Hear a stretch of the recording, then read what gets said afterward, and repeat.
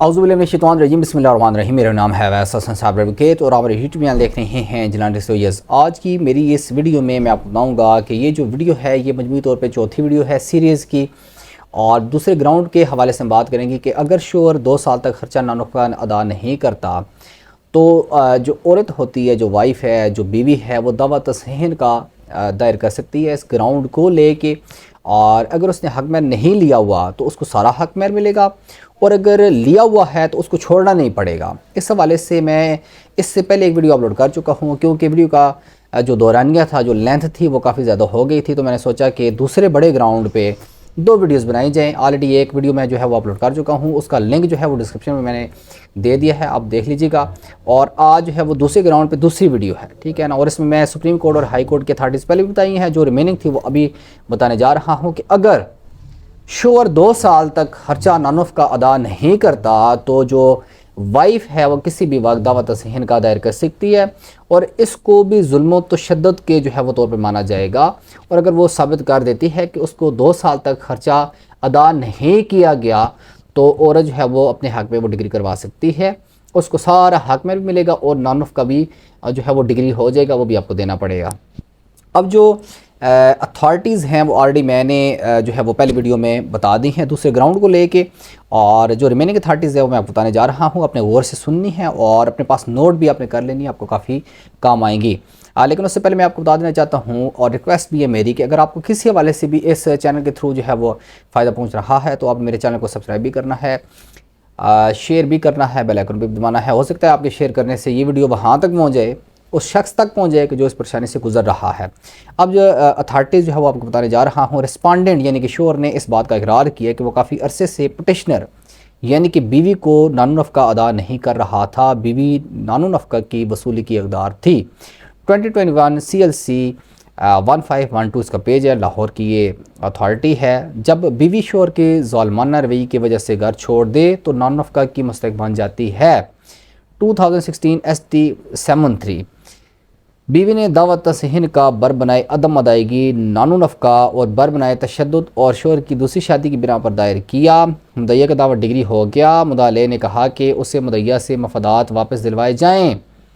जवाज़ अदालत ने कहा कि मुद्दइया का दावा बर बनाए खुला नहीं बल्कि बर बनाए तशद्दुद डिग्री हुआ है, इसलिए वो शादी के मफादात वापस करने की पाबंद नहीं। और इस हवाले से जो साइटेशंस हैं वो हैं PLD 1987 लाहौर 471 रिलायंस है, और जो दूसरी अथॉरिटी वो है 2015 CLC 1347 लाहौर। ट्रायल कोर्ट ने जुज़वी तौर पर दवा हक महर की वसूली और नानो नफ़का की हद तक जारी कर दिया, मगर जुल्म की बुनियाद पर शादी की तस्हीह को रद्द कर दिया क्योंकि मुद्दइया अपने मौक़िफ़ को साबित करने में नाकाम रही थी। अपीलेंट कोर्ट ने महर और नानो नफ़का की रकम की मकदार में रद्द-ओ-बदल की, मगर जुल्म की बुनियाद पर तस्हीन का के दावा के मुतालिक ट्रायल कोर्ट के फैसले को बरकरार रखा। PLD 2015 Peshawar 14 high court. बीवी ने तस्हीन का दावा 2 साल से ज़ायद नानो नफ़का अदा न करने पर दायर किया था, जो कि डिग्री हो गया। मुद्दइया का दावा बरबनाए खुला की बजाय दीगर वजूहात के तहत साबित होने पर डिग्री हुआ। वह मुद्दाले से हासिल करदा मफादात वापस करने की पाबंद नहीं थी। और इसमें जो अथॉरिटीज़ हैं वो 3 जजमेंट्स हैं, आपको बताने जा रहा हूँ, आपने नोट कर लेनी है। 2006 SCMR page 100, number 2 PLD 2007 Lahore 626, number 3 PLJ 2014 Lahore 960। जब औरत ये साबित कर दे कि शोहर के जुल्म या नानो नफ़का की अदायगी ना करने की वजह से बीवी ने तस्हीन का ली तो औरत को हक महर से महरूम नहीं किया जा सकता।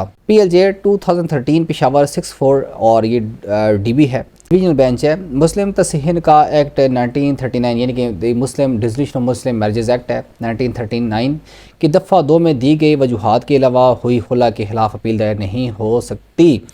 2017 CLC नोट 26 मुस्लिम तस्हीन का एक्ट 1939 की दफ़ा 2 में दी गई वजूहात के अलावा हुई खुला के खिलाफ अपील दायर नहीं की जा सकती।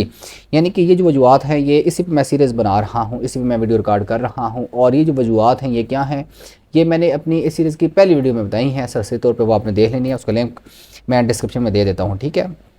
اور اس سے جو اگلی اتھارٹی ہے وہ ہے جی مدعیہ کا دعوی تصحیح کا مندرجہ ذیل موضوعات کی بنا پر ڈگری ہوا۔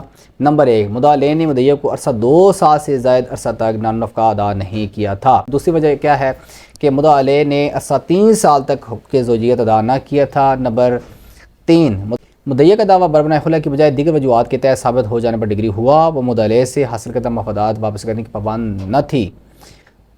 2006 SMR پیج 100 پہلے بتا چکا ہوں، اور جو دوسری 2 اتھارٹیز ہیں وہ پہلے بتا چکا ہوں، آپ نوٹ کر لینی ہے۔ اور اگلی اتھارٹی ہے جی کہ مدعیہ نے مدعا علیہ کا ظلمانہ رویہ اور تشدد ثابت کیا ہے، اس نے کبھی اس کو نان نفقہ ادا نہیں کیا تھا۔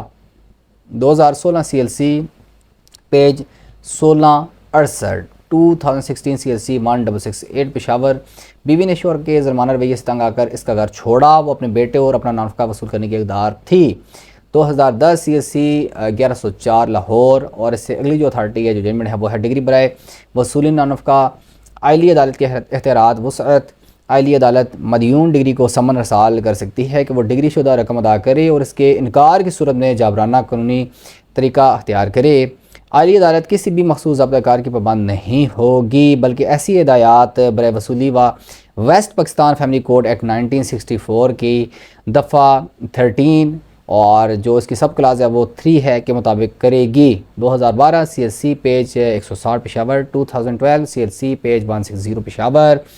جو اگلی اتھارٹی ہے، لاسٹ اتھارٹی ہے اس حوالے سے کہ نفقہ زندہ رہنے کے لیے کم سے کم درکار الاؤنس نہیں ہونا چاہیے، بلکہ یہ بیوی کی ضروریات اور خاوند کی آمدن کو مد نظر رکھتے ہوئے مناسب بہم رسانی ہونی چاہیے۔ نفقہ صرف ضروریات کو پورا کرنے کی فراہمی نہیں، بلکہ آج کل افراط زر اور مصارف زندگی میں مسلسل اضافے کے رجحان کا بیوی پر سخت اثر پڑنا لازم و ملزوم ہے۔ 1992 MLD 2009 لاہور۔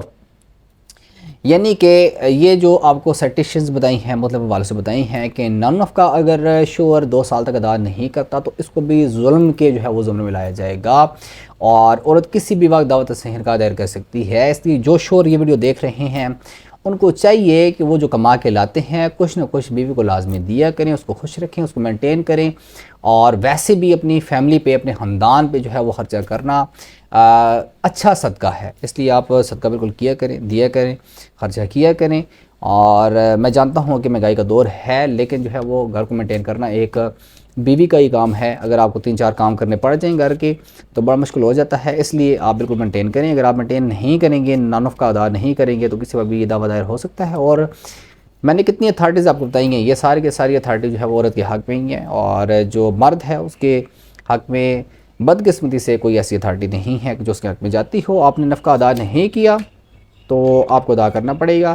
آئی ہوپ کہ آپ کو یہ ویڈیو پسند آئی ہوگی۔ انشاءاللہ ایسی ویڈیوز کے لیے آپ نے میرا چینل لازمی سبسکرائب کرنا ہے۔ اس میں جو تیسری بڑی وجہ ہے اور عورت کسی بھی وقت جو ہے وہ دعوت تصحیح کا دائر کر سکتی ہے وہ میں آپ کو بتانے جا رہا ہوں، وہ یہ ہے کہ اگر شوہر دوسری شادی کی اجازت لیے بغیر ساسی کونسل سے شادی کرتا ہے تو جو پہلی بیوی ہوگی وہ کسی بھی وقت دعوت تصحیح کا جو ہے وہ دائر کر سکتی ہے۔ آپ یہ ویڈیو دیکھیں اور اگلی ویڈیو دیکھنے کے لیے آپ میرا چینل لازمی سبسکرائب کریں، بیل آئیکن پہ دبائیں، شیئر کریں تاکہ آپ کو بر وقت نوٹیفیکیشن مل سکے۔ بہت بہت شکریہ، اللہ نگہبان۔